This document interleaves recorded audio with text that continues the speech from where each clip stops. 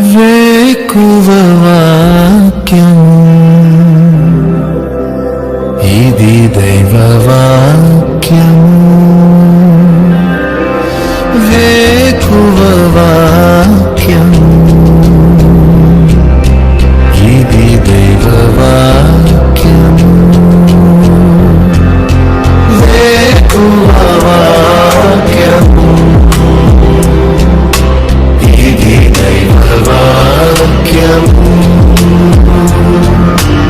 వేకువ వాక్యము ఇది దైవ వాక్యము. వేకువ వాక్యము వేకపోడు కొరకై పరిశుద్ధ గ్రంథం బైబిల్లో నుంచి పేతురు రాసిన మొదటి పత్రిక 3వ అధ్యాయము 9వ వచనం. ఆశీర్వాదమునకు వారసులగుటకు మీరు పిలువబడితిరి గనుక కీడుకు ప్రతి కీడైనను దూషణకు ప్రతి దూషణ అయినను చేయక దీవించుడి. ప్రభునందు ప్రియులారా, ఈ ఉదయకాల సమయంలో దేవుడు మనతో మాట్లాడుతున్న గొప్ప మాట, శ్రేష్టమైన మాట, మనము వారసులము. వారసుడు అంటే ఎయిర్ అని, సక్సెసర్ అని, హక్కుదారుడు లేదా విజయం పొందినవాడని అర్థం. నిజంగానే దేవుడు మనకి వారసత్వాన్ని ఇచ్చాడు. ఆయన కుమారత్వాన్ని ఇచ్చాడు, పౌరసత్వాన్ని ఇచ్చాడు, అంతకు మించి వారసత్వాన్ని కూడా ఇచ్చాడు. మానవులు 2 రకాలైన వాటికి వారసులుగా అవుతున్నారు. కొంతమంది దేవుని కృప వలన ఆశీర్వాదానికి వారసులవుతుంటే, మరికొంతమంది పాపము చేత, పాపం వలన కలుగు భ్రమ చేత వారు శాపానికి వారసులైపోతున్నారు, శాపగ్రస్తులవుతున్నారు.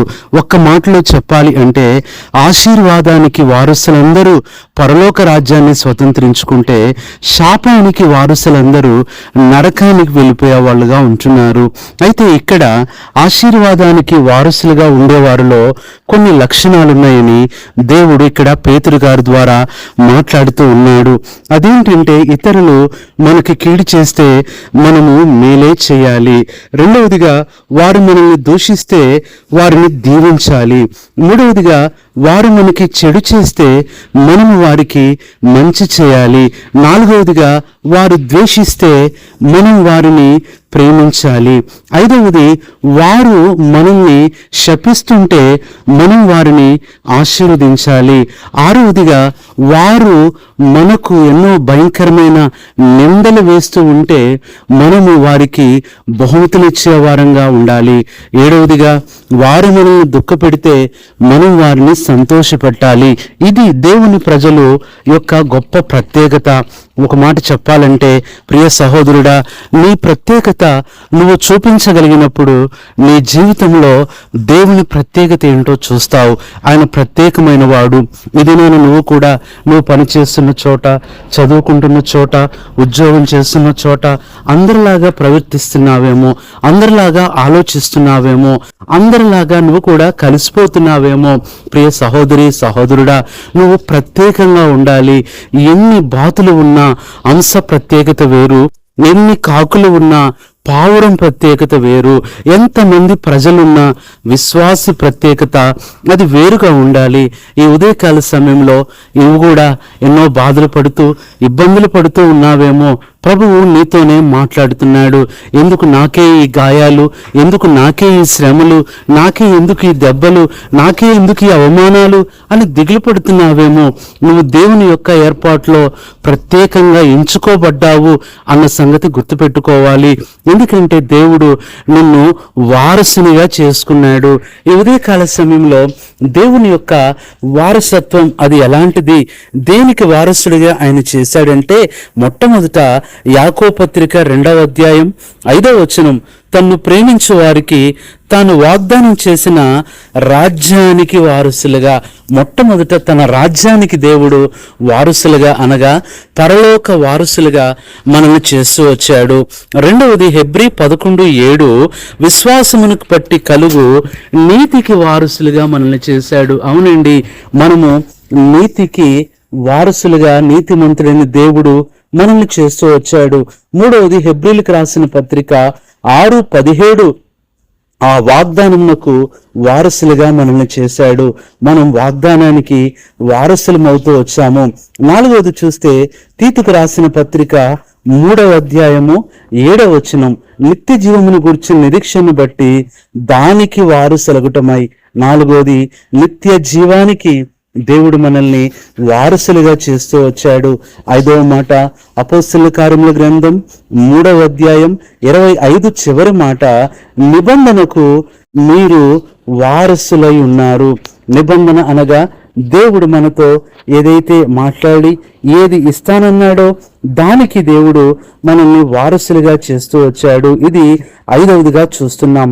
6వదిగా మనం చూసినట్లయితే హెబ్రీయులకు రాసిన పత్రిక 1వ అధ్యాయం 2వ వచనము మధ్యలో మాట, ఆయన ఆ కుమారుని సమస్తమునకు వారసునిగా నియమించెను. ప్రియులారా, ఇంకా కిందకు వచ్చేస్తే ఆ కుమారుని ద్వారానే దేవుడు మనకు తన యొక్క ఆ గొప్ప శ్రేష్టమైన అనుభవాలు మనకి ఇవ్వటమే కాదు, ఈ దినాన దేవుడు మనకు ఆ ప్రత్యేకత యొక్క అనుభవాన్ని అనగా యేసు క్రీస్తు యొక్క ఆ కుమారుని యొక్క వారసులుగా అనగా దేవుని వారసులుగా మనల్ని చేస్తూ వచ్చాడు. ఇది 6వది.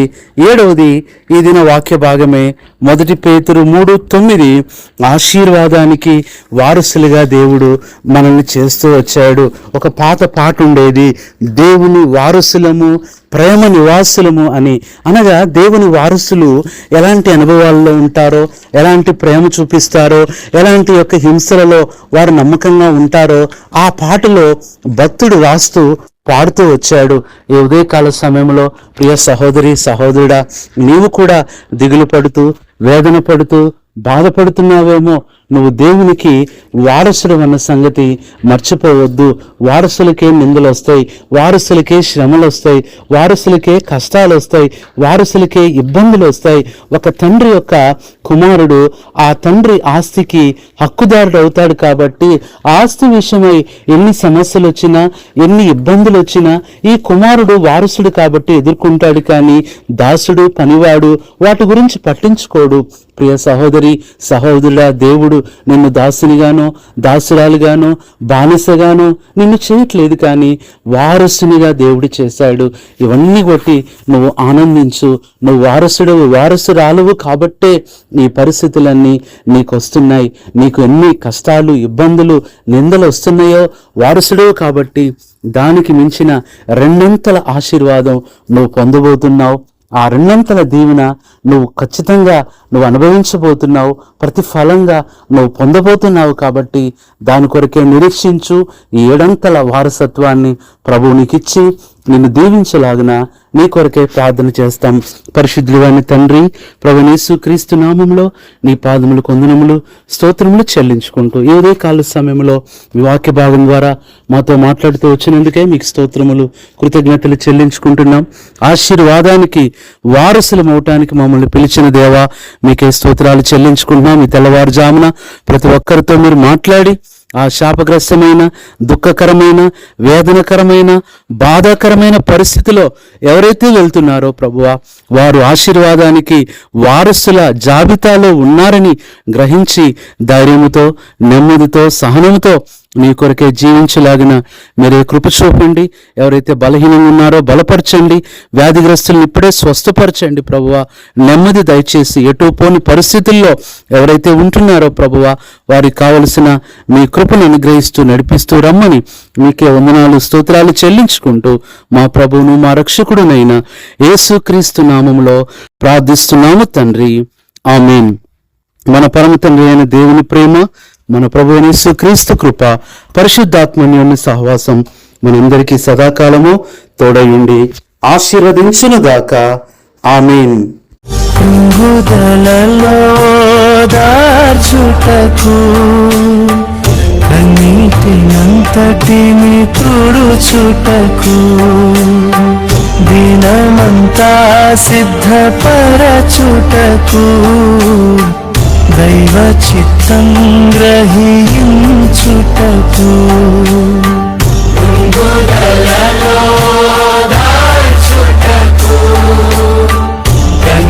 కన్నీటినంతటిని తుడుచుటకు